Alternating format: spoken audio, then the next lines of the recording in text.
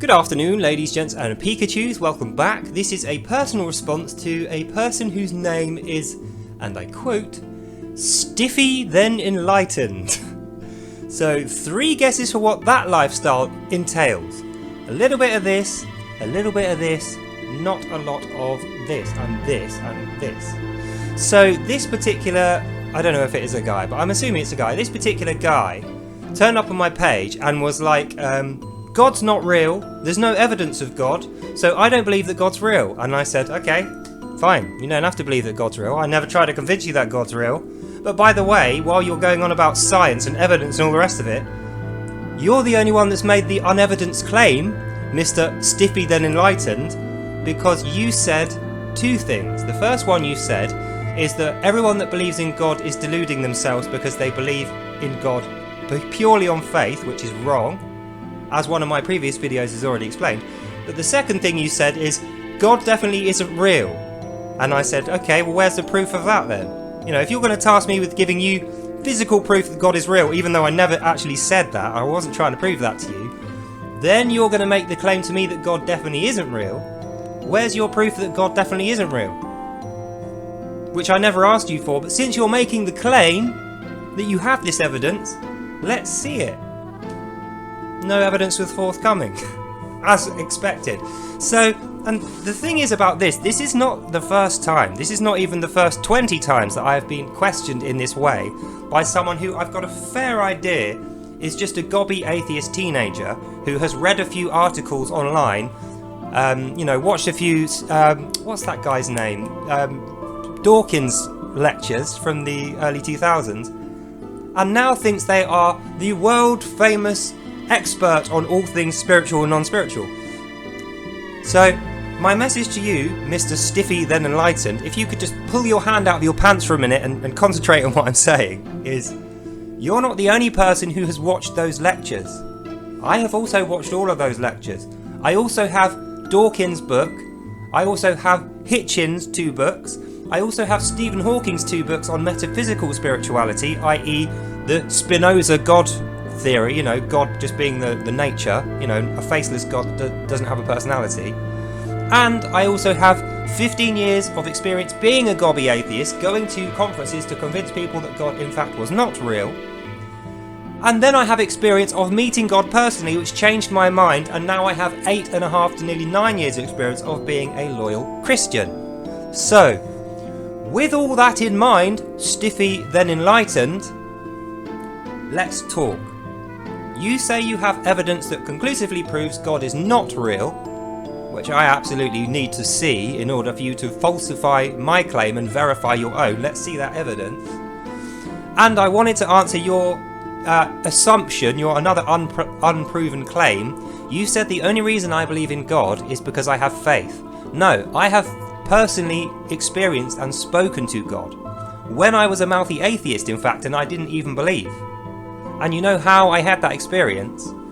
Because I did what you were doing for a lot longer than you did it, a lot more committed, with a lot more enthusiasm than you did it, but I applied my actual brain rather than just parroting other people's misled opinions and things I'd picked up off YouTube videos.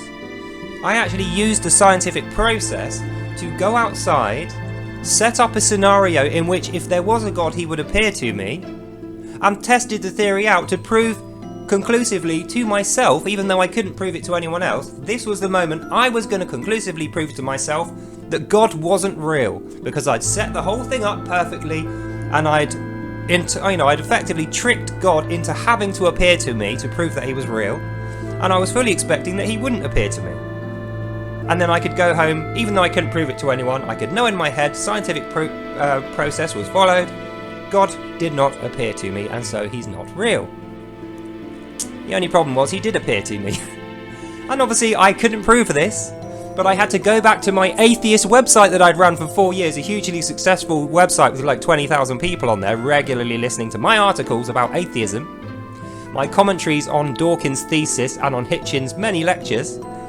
I had to toddle back to my website, and the last post I ever made was, "I'm very sorry everybody, I have completely misled you and I am wrong.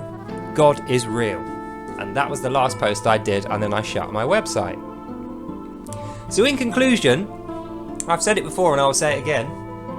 Don't underestimate the power of theory. You know, fairy tales if you like.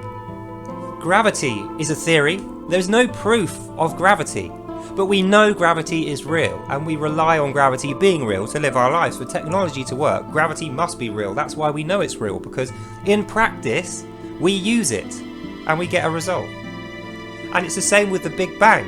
Nobody saw the Big Bang, there's no evidence of the Big Bang. The Big Bang is a theory that is completely unproven by science, and in fact will never be proved by science, as another previous video of mine concludes, successfully and accurately.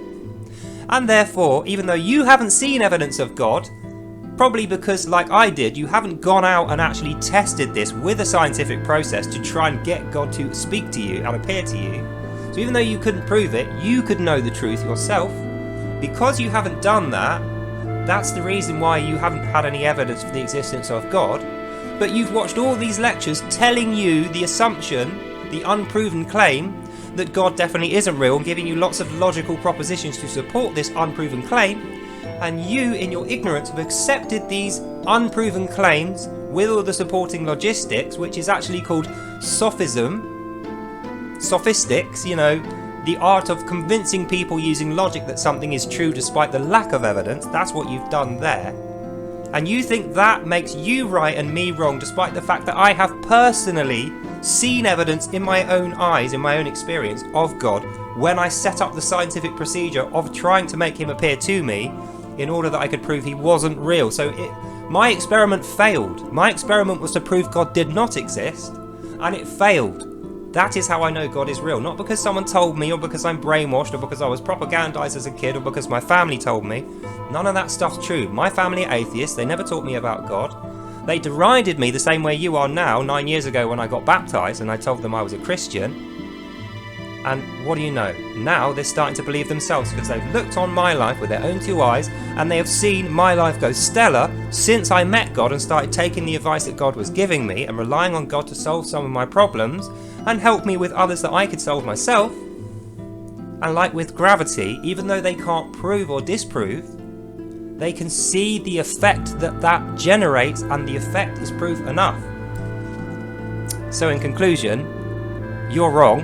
It's just undisputable. You've made two unproven claims and then proven that you have evidence, but you have not supplied this evidence, and I can tell you now, you will never ever be able to. But I haven't made any claims. I've just given you testimony of my personal experience of seeing evidence, which obviously I can't repeat. But I'm telling you, you can make that evidence yourself if you had the actual balls and the intellect and the desire to actually go out yourself and find truth, not for the purpose of telling other people, not for the purpose of winning some silly argument on the internet and proving that you are dominant in the intellectual sphere, for the simple purpose of knowing in your heart what is true and what is not in relation to God. So that's the end of this video. I hope you enjoyed that and you learned something, and I will see you in the next one. Bye now.